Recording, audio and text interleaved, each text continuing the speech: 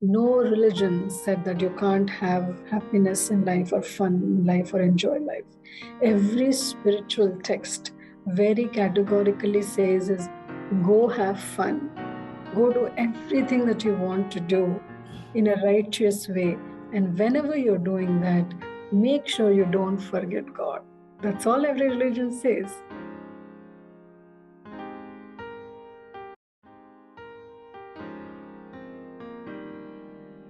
Namaskaram, Pallavi ji. It is my great honor and great pleasure to have you as my guest on Chat with Chithra Season 2. How are you today? I'm very good. First of all, Chitraji, thank you so much for having me. I am truly, truly inspired by all that you do. Thank you so much. Thank you so much, Pallavi ji. You're a postdoctoral fellow from Harvard School of Public Health, and you have so many other numerous accomplishments, several other feathers on your cap, both academic and otherwise. You're also part of, associated with the Sri Sathya Sai Institute, which is in India, from where you graduated, you did your higher education. So you had this wonderful opportunity to have a kind of spiritual involvement right from a younger age. And I'm very curious to know how exactly this happened. What were your younger days like? Were you part of, were your parents quite spiritual? How did this all happen? I think it's a very beautiful question. And if I think about it also, it's a long answer, but in the interest of the format that we have chosen today, the short answer is I delved myself into so-called spirituality at the age when I was 6 years old. It was very interesting. I got to know, I chanced upon Sri Sathya Sai Seva organizations. And as you mentioned, I have been an alumna of the organization. I got to study there. Of course, after many, many years, that was in the coming that I didn't have any idea then. But as a child, my parents were very culturally rooted in tradition, in culture, in religion. As India is a very culturally diverse country, not many people realize that we have, 36,000 gods and you can pick anyone and go along with it. But I think the selling point, as I would like to say, is why do we need God was a question in my head, always wondering, whatever we do, we say thank God. Whatever we seek, we pray to God for anything tiny from passing an exam to, getting a job to whatever. So I observed this at a very early age. Why is it that we need to depend on something higher that is existing around us? And I think that got me into the spiritual world or gave me a peek or an interest into it. Fantastic. So very inspiring. You said it rightly. Different kinds of religion that we all follow. We talk about, we worship different gods in different forms, But I've always wondered if you take in today's times, it is very important for us, for a child who is not rooted into spirituality, who doesn't believe in this. Is there one God? Is there multiple God? Is there no God at all? How would you make this child, how would you imbibe this spiritual aspect in this child per se? So I think, Chitraji, the idea of any religion is practicing spirituality. It's not being dogmated into a very narrow-minded or a tightly compartmentalized ideology. And that is one of the risks that every religion runs or every culture or civilization runs into from time to time. But if you see from a very broad perspective, the unity in diversity is the ultimate goal of any religion. The proponents have mentioned that you ultimately have to realize that you and God are one. That is the highest goal, whether you take the prophet or whether you take the Judaistic type of worship or Buddhism or Hinduism or the Islamic Dharma, every religion or Christianity for that matter, mentions that the universal concept of we belong to him and he belongs to us, ultimately we're all one, is the idea. So that is the universal approach. But for a small child who does not believe in anything, right, to teach him spirituality is a Herculean task because he doesn't see any differences. He's actually at the last step. As a child, they say children are equal to God, right? So they have a very pure heart. They don't see any differences. They don't see why it's a big deal that our elders are losing their temper or losing their demeanor sometimes. But they're so cool. They're so happy-go-lucky. demeanor. I think that's the goal. But as we have various experiences, it jades us or it shapes us. And we have an ideology that we are stuck into. And that's when we begin the real search of happiness that leads to God. But coming back to the question that you had mentioned is, for a child, if he's believing in himself, it's equivalent to believing in God. And there is, every religion says that. And so that is the highest spiritual discipline. If you see any kind of worship or any kind of spiritual austerities people take up, they need to have confidence that they can do this. They have to be convinced. If they don't have faith in themselves, they cannot have faith in anything. Yeah. So I think for children, it's very simplistic. Have faith in yourself. It's equivalent to having faith in God.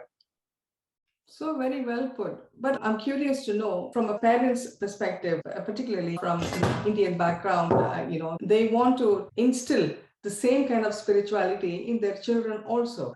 Many young people these days find spiritualism as a, kind of, I won't call it taboo, but they find it extremely challenging, and they feel that it is a very difficult path to follow. Parents who wish to bring in their child rooted into spirituality are facing the challenge, be it in India or Indians living abroad.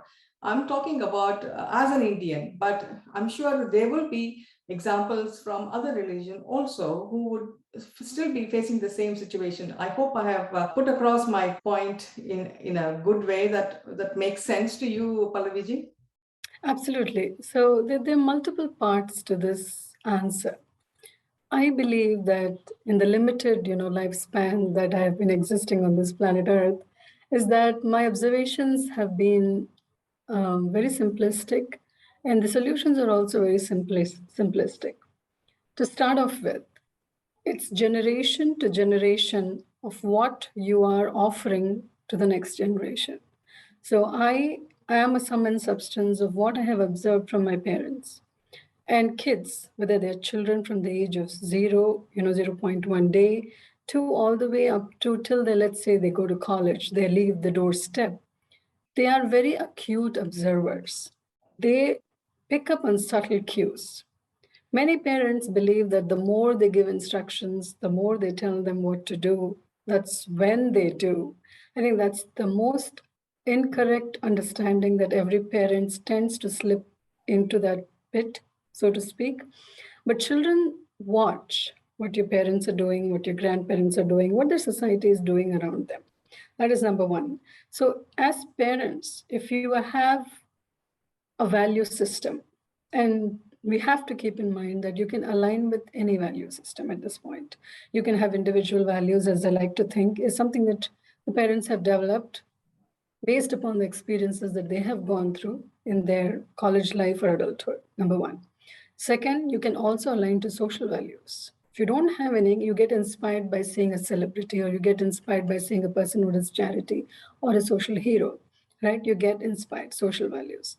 The third, you can have what are known as the national values. What does your country stand for where you live? If you are a patriot, what do you stand for your country? These are common things that are there in the society you cannot miss.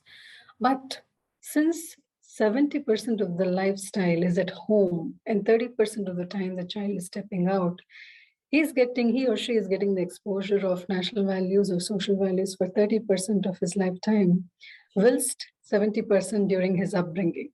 Of course, the role reverses when they step into the world, take up a job, and become the future generation of future parents. That it is 70% that you are in an office, you're working out of the house. 30% is what you're imbibing and imparting to your children in the future. So number one is the foundation. It's very important to understand that there are ramifications of your personal integrity and value systems on the child when it steps out as a social embodiment. That is my number one aspect for this issue. So we have to set a role model. In a nutshell, that I'm trying to say is you have to be a role model. You cannot be having a drink and tell your 18-year-old child that drinking is bad for health. You cannot having a smoke behind the house and your child chances upon and you tell the child smoking is bad. The child is observing. He's not living in an all-exclusive universe. It's an all-inclusive universe. The second aspect to finding a solution to this question is that happiness. I think we all want to be happy at the end of the day, right? We don't need anything in our lives. Even if we don't have food or water, we'll be okay. But without happiness, we won't be able to survive because we have food and water all the time. But are we happy eating the same food 24/7? We want variety. There's a $1 billion food and hospitality industry. For what? To make us happy. If you really think about it, the root cause, right? So happiness is the second part of this solution. We are looking for happiness outside. The moment the mother and father are able to impress upon the child from childhood that you are the source of happiness, there is nothing outside of you. What is now happening is there is intrinsic dependence. If I don't have a TV, I'm miserable. If I don't have cable, I'm beyond miserable. If I don't have electricity and TV and cable, then it's a World War IV at this stage, right? So what I'm trying to say is you're depending on a media outlet. You're depending on Instagram or Facebook to validate your presence, your attire, or what you're trying to do, your social phase of life. You're also depending upon your friends for advice, and you are following some of their advices, and you think friends are cooler than parents, right? Absolutely. And yes, and you're also depending upon alcohol, substance abuse, as we call it. Anything, you are addicted to something or the other, right? The way I like to put it in a very lighter vein is you have good addictions and you have bad addictions. And if parents are able to bring the children along with them on the side of good addictions, then you cannot uproot, something as a small child that has been rooted as a sapling. It will only grow as a big tree and take roots. And the seeds that come off of it will go to the next generation. Sure. So like you and I, like you were exactly saying, your grandparents impressed upon you upon so many stories. My grandparents also impressed upon me upon so many stories. And I think the first question that you had asked is, how do you get into this? They did not tell me stories about, XYZ that's happening around in the world or any gossip matter or any, other things, but they told me of the story of Prahlada. And to me, it was absolutely fabulous. So as a 6-year-old listening to the story of what an 8-year-old did, I thought I could be invincible at this stage, because if he's able to accomplish, for those of you who do not know much about Prahlada, the abridged version that I like to give to my friends when I like to quote is, there is a guy who does not like Narayana, Lord Vishnu, and there is a son that this guy has who does not like anti-Narayana government. And it's just pulls apart, and he decides that no matter what my father says, I'm going to like Narayana.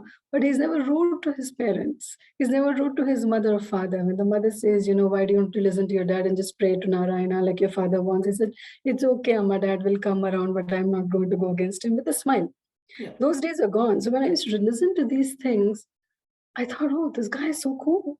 He just got whatever he wanted without even being rude to anybody.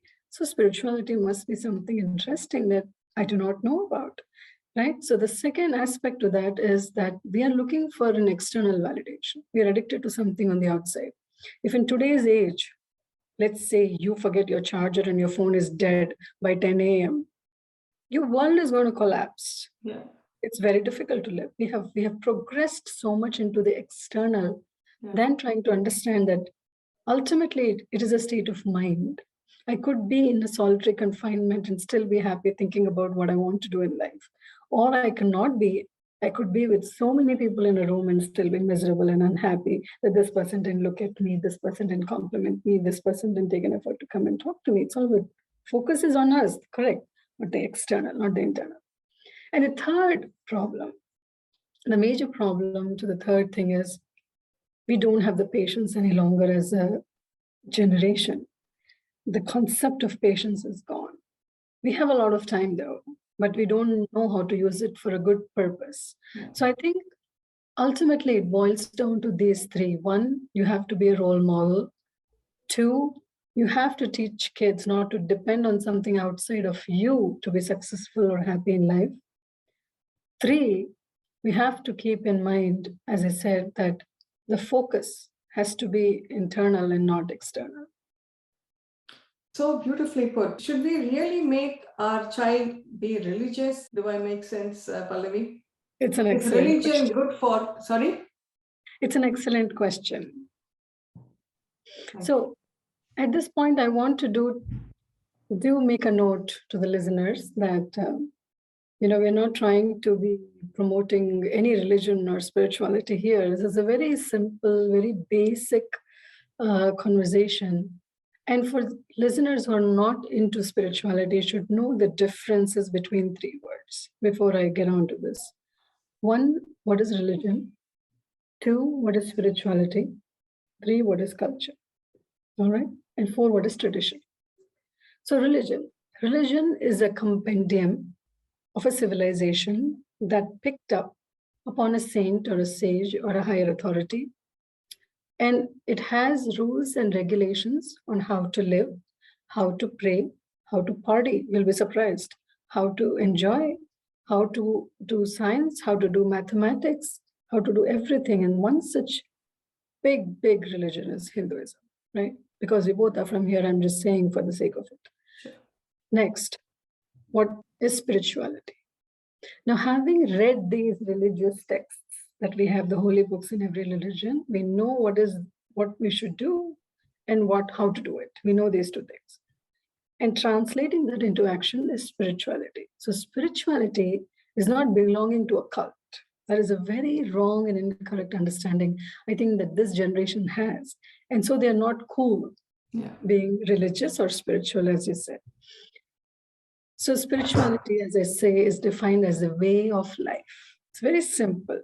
And you can have different ways of life, and that's your spirituality. That's how I see it. The third thing is, what is culture? Culture is not what every generation is doing blindly like a donkey. Culture is your spirituality in discipline, in limits, is culture. That comes from generation to generation to generation. As you see, Oktoberfest is coming up. It's going to happen. I heard on the radio yesterday, and I was excited for a person who doesn't drink. But the point that I'm trying to make is Oktoberfest is back after COVID. It's very cultural, right? Very cultural. If the whole country stops Oktoberfest, they will lose the cultural connection altogether. So that's what I'm trying to say. You have fun, but in limits, in certain regulations and stipulations. That is your culture. Tradition. Tradition is something that you want every child as a parent to understand is a part of your culture, spirituality, and religion. So a very simple example of tradition is you have to clean your shoes every time you go to school. That's a school tradition, let's say. But tradition in society belongs to a sect. It belongs to a part of the society, right? The Islamic people have a certain tradition. They pray multiple times a day. Christians, they do Bible study, and they go every Sunday to church, which I love the fact they are so rooted in dedication. Every Sunday, every Christian is sitting in a church. I mean, come on, how cool is it? You don't need a tracking device for that. You don't need a cell phone to find it out. It's the tradition. So these social norms are very important to know the difference. Now, coming back to your question, should a child be religious? Yes and no. If the child is interested, fair. If the child is not interested, you cannot force upon religion on any child. Should a child be spiritual? A child has to be spiritual. And in a way, every child is spiritual. Not the child doesn't realize, but the parents also don't realize, because they have a way of life that they have created from their culture and tradition that has aspects you cannot separate. You just cannot separate. And so, does a child really have to have a spiritual life? Yes. And why I say that is, we have three components in our life if we have to be successful, right? If you and I have to record this chat, we should be on board with all the technological advances, which is pure basic knowledge, common sense, comprehensive knowledge, right? So we should have cognitive components that are able to put this entire piece together. Very simple, comes with our education, comes with our experience, and comes with the tools that are available to us outside of us. We cannot be saints also sitting in a forest and praying. That is not what we want a child to be, right? We want him to be a part of the society. He should not feel fish out of the water. That is the essence of spirituality or religion, in fact. If you see most of the sages and saints and you read their bio, you will be so surprised. Even Sufi saints, for that matter, they could teleport to a place, right? They were very good in astronomy. They were great scientists. They were great mathematicians. They were not dud people who didn't know anything and just sat and chanted the name of the Lord. No, they proved that religion leads to scientific basis of understanding of how the universe works and how you are a part of that universe and how you can also work along with the universe. That was the concept of religion. That's how it came about. At least in the Vedic age, that's how it's described. Very scientific. So you want to have cognitive abilities. So that's the first component. The second component is knowledge and information are two different things, right? you have the knowledge that fire burned. But if there is a fire nearby, will you keep the information to yourself? No. You're going to alert the fire department and you're going to get it out, right? And this information comes with an action and a reaction. Mm-hmm. So the second is what is known as the emotional component. It makes you think, it makes you discriminate, it makes you do something. Yeah. So there's knowledge information with the cognitive component, then the emotional component. And the last component that I like to say is known as the application component. The children grow up, ABCD, cognitive components, emotional components. As soon as they realize and they're learning 3-letter words, when they read CAT, they're able to say, Amma, that's a cat. Dad, that's a dog. They're able to. The dad is not looking for validation that you have learned something well. But when they go to a store or they read a billboard, they catch it immediately, right? So they have an application knowledge. So knowledge leads to an application. So if you bring up a child who is completely nerdy, let's say, very geeky, or an average child, doesn't matter, whichever abilities between cognitive, emotional, and practical components, this child has to feel useful. This child has to feel successful. This child has to feel that he or she has a worth in this society. It's very important. It's not a population statistics that they have to end up into, right? That's the goal of every parent anyhow. So if you say that, then it comes to a point where we have to realize as parents that this child needs to have that confidence. And let's say all children are very successful, but every child is bound to fail at some point, bound to lose something, or bound to understand that this is not coming up, is in a rut and not able to get out of something that they don't like or feel like being in, right? And that's when they need a support system to help them pull themselves out. And I feel that the correct support system is spirituality.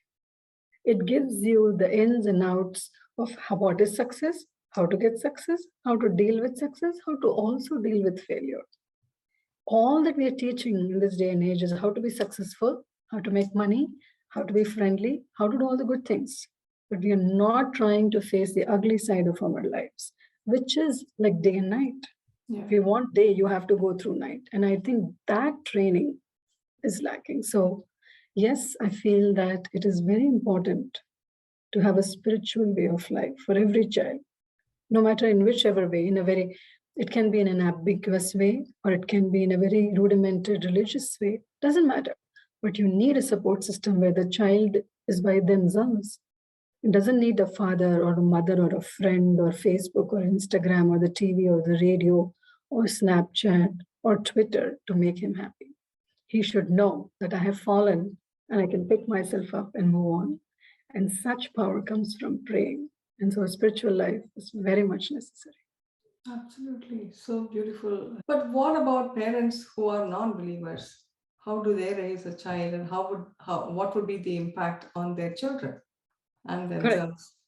It's a fantastic question. I've thought about it a lot of times. Having been in the fold of Sri Siddhi Sai Baba for more than 30 years now, I sometimes, in a very lighter way, and I think to myself, well, I have. I have a superpower who is my, Captain America sort of a superpower who can do anything for me. When I pray, he comes and whatnot, right? I'm very rooted in that belief and faith.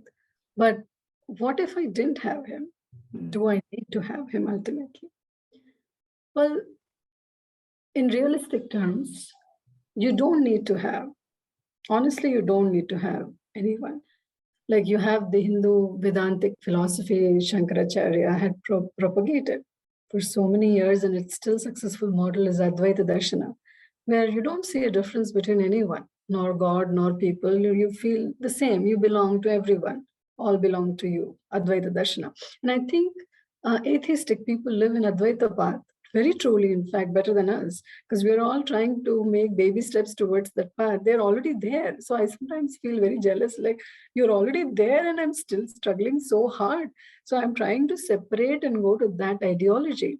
So I feel that it is not necessary to have a higher power. It's not necessary to chant. It's not necessary to do homas. It's not necessary to worship. If and only if you have evolved to such a mental state where you are a true and ideal example to your children, and transformation is evident in your action. The ultimate goal of any religion is transformation. Yeah. That's the reality, right? So if you can impress upon a child without holding on to someone, well, even better, go for it.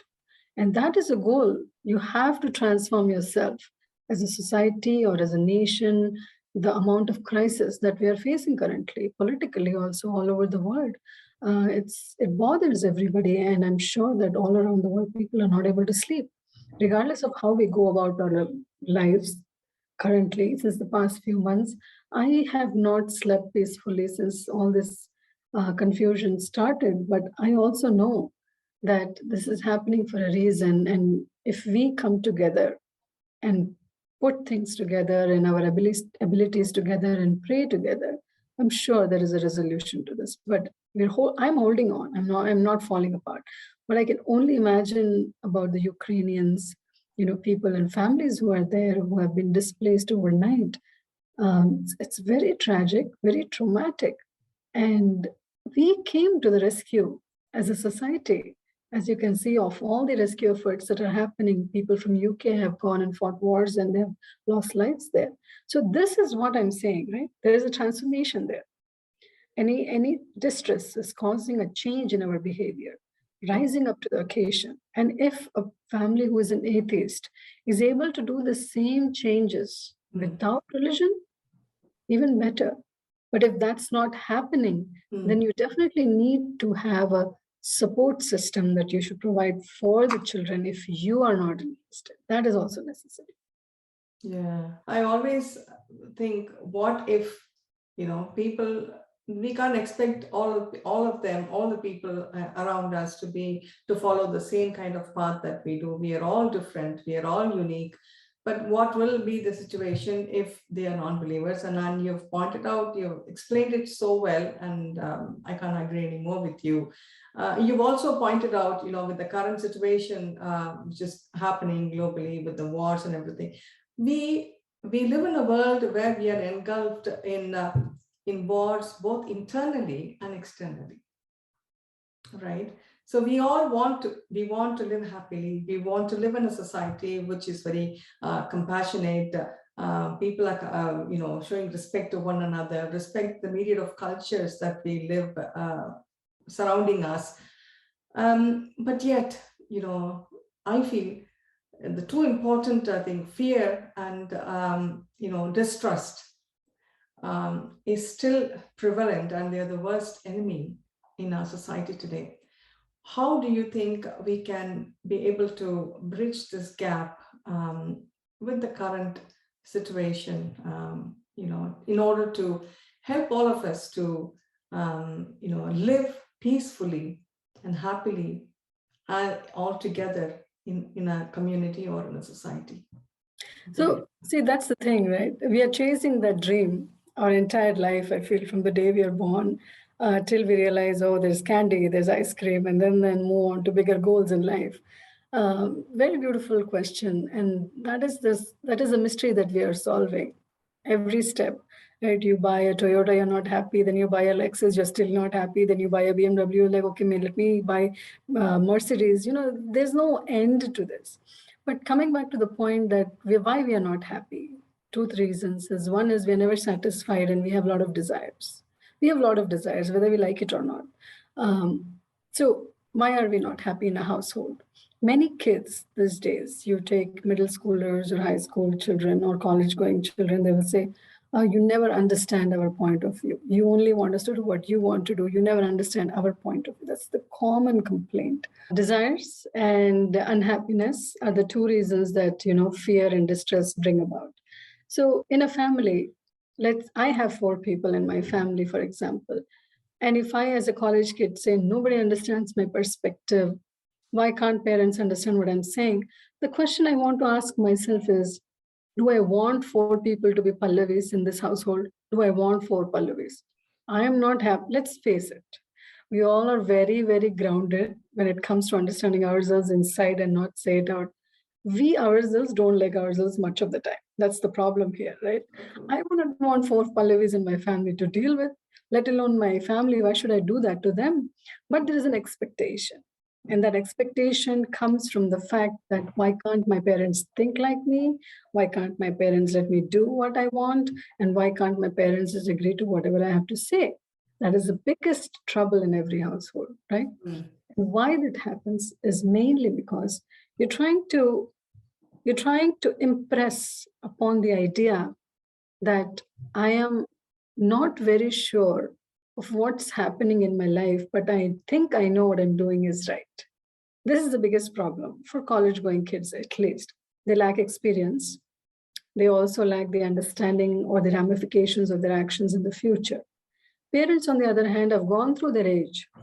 They basically have a blueprint to everything that the child is going to say, think, or do.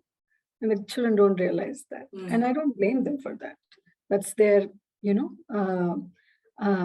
experience. And so be it. And I feel it should be like that because sensitization and awakening, a rude awakening, is necessary to change the transformation or character of a person.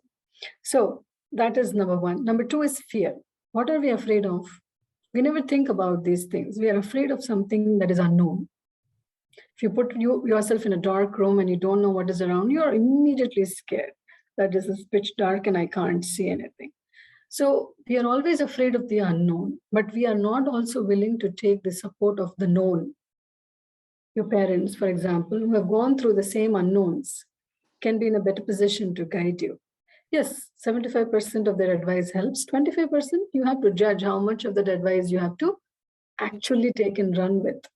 That much discrimination power God has gifted us, and we should use it. In terms of distress, when fear kicks in, distress is all automatically you're unhappy, you're unpleasant, you're uneasy, and you're not at rest anymore. And that's when we start doing all the things that we are not supposed to do. So I feel, to answer your question, we have to recognize the diversity around us. We have to understand this diversity helps us in shaping our life's journey. This diversity is necessary, in fact. You see the sandpaper that they use to sand the furniture. It's exactly like that. The diversity is like a sandpaper, as I say, that allows us to peek into different perceptions and understand that ultimately you're all working towards the same goal. I know it sounds very philosophical at this point of view, but in reality, that is the true story. How much ever we deny, we cannot deny it for long. We come to a point where we have to accept that we are all united in this together and we have to live peacefully together. And that's what the United Nations is trying to do since a couple of weeks, trying to tell everybody we have to work together. We have to put a stop to this. And this cannot be done by one country, for example, right? This has to be a unit from multiple countries of multiple compromises. Multiple people have to come together. And we are all, I think, working towards the progress. And I'm very sure that we will achieve that, peace one day. But getting peace in life is the highest goal, as I told you earlier. but you can work towards smaller chunks of peacefulness. And then that can lead up to living a peaceful life. I think it's a collective responsibility of all the people living in the society. But to create that awareness, one should be knowledgeable, one should be mature enough, they should have that mature mindset. And that perhaps, as you said rightly, religious and spiritual and cultural influences can certainly be a very important factor, which could actually lead to this. Now, one other very important principle, which our religion, or most of the religions, teach, is about human values. So I'm very curious to hear about your perspective on how important is value-based education, and how do we imbibe this? Because the youth are the torchbearers of tomorrow. They are the people who are going to carry forward whatever tradition, whatever beliefs and customs and traditions that we have been following, whether they are they are voluntarily or involuntarily. As you say, they might see their parents, they may not necessarily follow, but perhaps later on in their lives they might be knowledgeable that yes, this is what their parents used to do. So all these put together, how do you think we can imbibe this value-based education in the younger generation? Excellent question. I think that is the uphill task, right? Even when you go from kindergarten kids, they teach them nursery rhymes. And one of the rhymes, one of the things that they very categorically teach is sharing is caring. I think it just starts at a very elementary education itself. It's just not given a very sophisticated name, I feel. But the elementary and the primary children, they learn all these things very well. It's just not termed as an education in human values. But the Sri Satya Sai Institute of High Learning, where I had been, it was a very new window to me also. I went there for my master's, for example, and every Thursday morning we had what was known as a spiritual awareness class.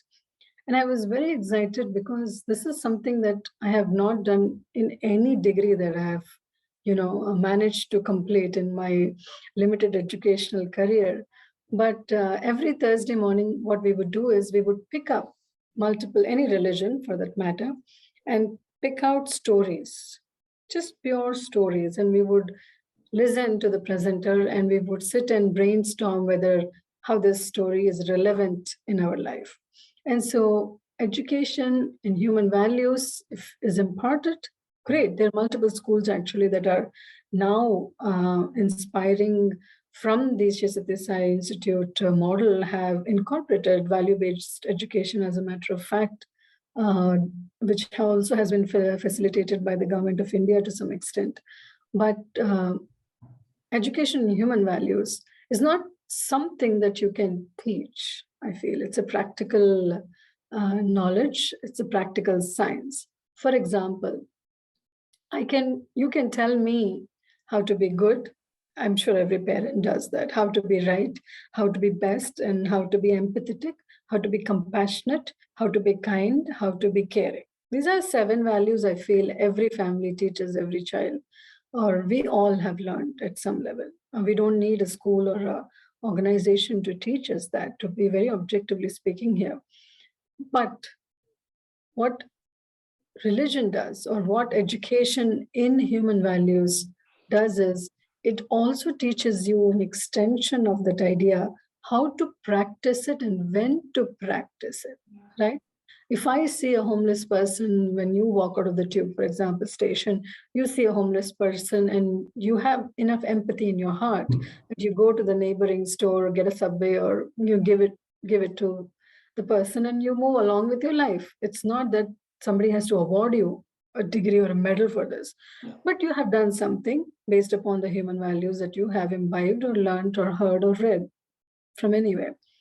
But at the same time, if I am encountered, God forbid, by, let's say, a thief who is at gunpoint, is asking me that to give me or taking me hostage, I cannot be empathetic to this person.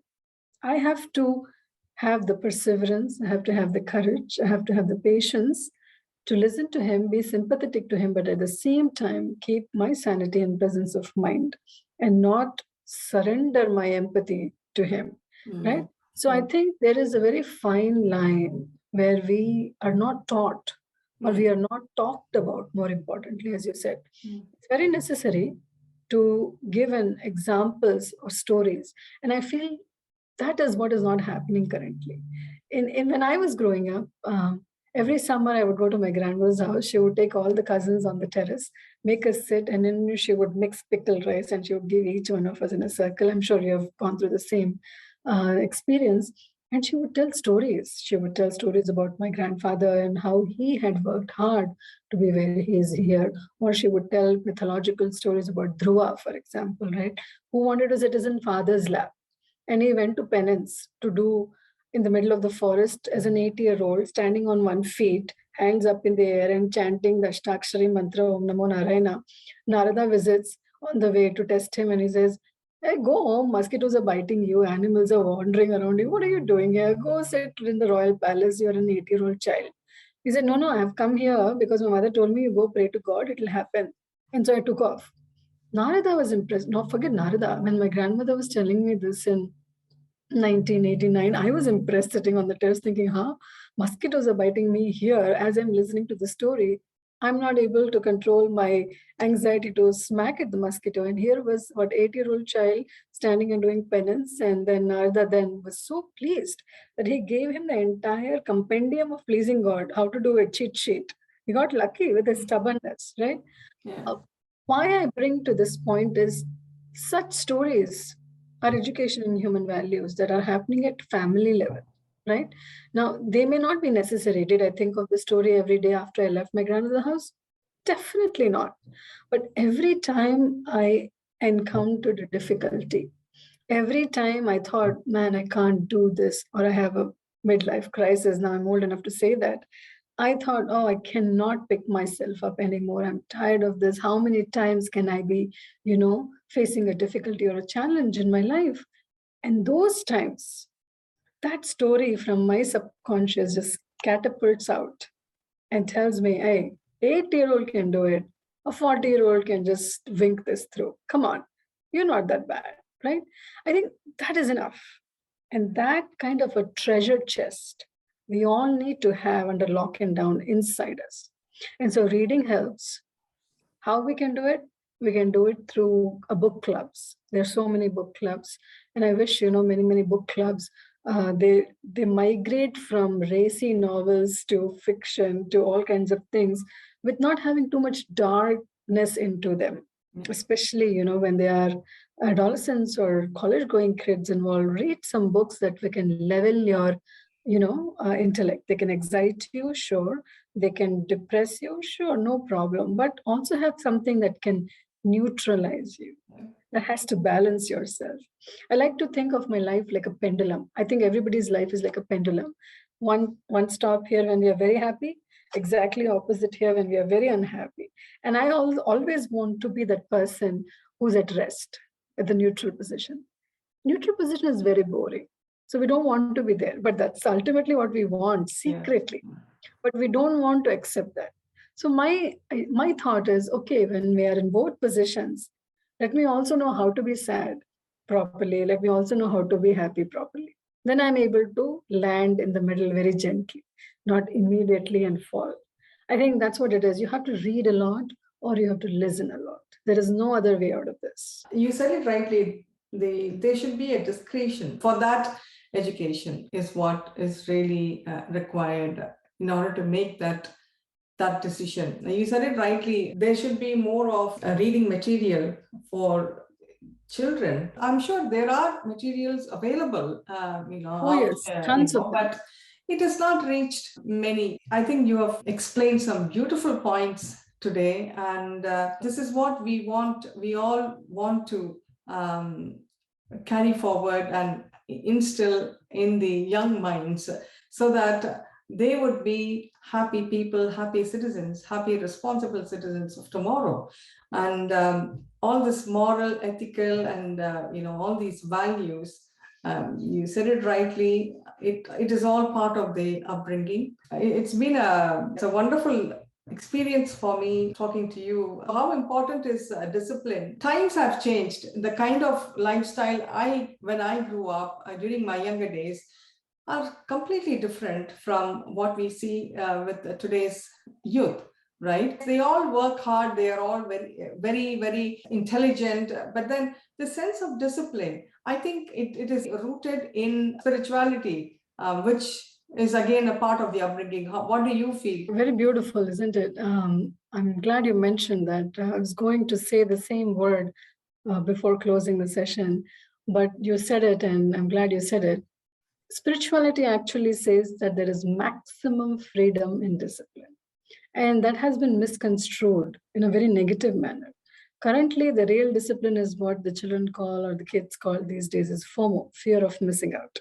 They don't have FOMO about life. They have FOMO about all the things they're missing out in life. I think it's misdirected attachments currently. That's what's going on. If we are really missing out, is what we are really missing out is attending to our ideas, attending to our thoughts. In a disciplined life, I was also brought up in a very disciplined manner. Our household, my mother would wake up at 3:30 in the morning, crack of the dawn, and I would think, why is my mother mad? She's a mad woman. Why is she waking up at 3:30 in the morning? And what is she doing when everybody is fast asleep? But she would do yoga. She still does. She does yoga, then she does pranayama, and then she's reading all scriptural texts. Then she's cooking, and then she's getting us ready. She's packing lunch, and she was like a superwoman completely. And she had a regiment, and she also had fun with us. She would, take us out. She would take us here and there, including my father. The point I learned from this is that if everything is set in place, then you realize that you have a lot of time that you cannot really waste. You get a lot of free time that you can utilize in a better purpose. And to such an extent. So as kids, I have to say that my parents, they never allowed us to play with, when I was, especially in my 4th grade or 5th grade, I must say this quick anecdote that I would like to share with all the listeners as well, is that my parents, especially my mother, she's a very hard taskmaster, extremely hard taskmaster. We used to wonder if we belonging to her in the first place, especially me, because everybody had brown eyes in the family. I had green eyes. My mother used to tell everybody, oh, we switched babies in the hospital. I would sit and pop my eyes out when all the guests are listening to the story. But when we were in 4th grade, I remember she took my sister and I, who was in 3rd grade, to the post office. In those days, you could open a bank account in the post office, right? Talking 1989, 90. So she would take us, and she took us one day and she said, open an account for these two, and she would be the guardian of this account. We had no clue about savings. We had no clue about money. We only knew that our parents go to work because they can buy us chocolates and ice creams and toys. End of story. That was the understanding at that point. Then she would intentionally leave, 10 cents or quarters or some amount of money, paisa and 50 paisa, 25 paisa here and there. And she would say, if you find somewhere coins, you can scavenge them. And, in those days, Chitaji, we used to have these gems. Now also you get gems. Oh, yeah. Gems used to come in a rocket, red color, white color rocket, multicolor jumbo set. She bought 2 of us then. Of course, we ate everything. And she said, you can use these 2 rockets to fill up. And when your rocket is ready to launch, we'll take it to the post office. She made it a lot of fun. So we would go, put account, and every Mother's Day, I remember we would go, and then we would bring money back for Mother's Day to buy flowers for her. She would say that for us. Then she left us to the bank one day. She said, go deposit this check and come. I had no clue. My sister and I said, we have no clue, excuse me. I said, well, go figure it out. Go find out what to do. Talk to the manager. There's a way to do that. Find out. So like this, she literally pushed us to the curb to get uncomfortable, to be comfortable later in life. At that moment of time, it didn't feel very happy, didn't feel very easy. I felt my mother was very difficult. But then I realized she was prepping us for all the social skills that I required. She would wake me up 4:30 in the morning, and each one of us would take turns and go get milk from the halving booth that you had to give a quarter and get back the milk packet. So I realized that there is maximum freedom in discipline, actually speaking. And how to do that? Time management. I think that is one of the things that we are not able to actually manage. When it comes to dealing with ourselves, we don't want to have any time management. But when it comes to, let's say, going for a movie or going for a party or going to the pub and having a drink or to the bar and having a dance, we are very time managed. We are ready 1 hour before the event. We are ready to splurge, right? But time management is the key for maximum freedom in the discipline that you have. And discipline is very much necessary in life. Nobody with discipline has been unsuccessful. If you read any autobiography or biography, everybody has been only successful because of extreme discipline in their lives. And that is something you cannot do away with. You have to have that. And so, just to summarize and to answer your question to the point, yes, we need discipline. We also need a sprinkle of fun with discipline. To the second point that you mentioned, is religion necessary? Should we have spirituality in our lives? Yes, we do need to have spirituality in our life, because no religion said that you can't have happiness in life or fun in life or enjoy life. Every spiritual text very categorically says is, go have fun, go do everything that you want to do in a righteous way. And whenever you're doing that, make sure you don't forget God. That's all every religion says. Understanding that we can do whatever we want in the right limits with discipline is true spirituality with maximum freedom. And what it teaches you at the end is that our culture, our tradition, or our religion reiterate this point in a very simplistic manner, that ambition should not change. Our goals, however, we should set a very high goal. Low aim is a crime. Satya Sai Baba used to say, low aim is a crime. Have a high aim. Aim for the stars, nothing less than the stars. And so every religion states, or every spirituality connotates that your plans can change if you encounter difficulty, but your ambition should never change. I think that is the best thing that you can have from any religious or spiritual text. And what is wrong with following such a very simple philosophy? So I think it is necessary to be spiritual. It is necessary to have fun. And it is completely possible to be ambitious and still enjoy life. Beautiful. So very, very inspiring. I'm sure our viewers also will have a lot of positive takeaways. We now move to the second segment called Lighter Side of You. How would you define yourself in 3 words? Best, better, getting better. What would you have been if you had not taken your chosen path of profession? Chef. It's my dream to have a food truck and drive around the country and sell dosas and chai. Fantastic. What's your favorite holiday destination? Prashanti Nilayam, Puttaparthi, Andhra Pradesh. Favorite cuisine? Gulab Jamun. If there is something that you wish to change in this world, one thing that you wish to change in this world, what would that be? Myself. Beautiful. With that, we come to the end of our chat. I really had a very nice and lively chat with you, sharing such valuable inputs, and that is what really made this chat very, very important for me. And I have had the opportunity to speak to so many people in my chat show, and I find this one of the most inspiring chats that I have ever come across. Thank you so much. Chithra ji, I can't let you go just like that, though. I also have to ask you 3 questions. All right? Okay. How would you describe yourself in 5 words? Ambitious, hardworking, positive attitude, helpful. What is one thing that you do that annoys everybody? I think time management.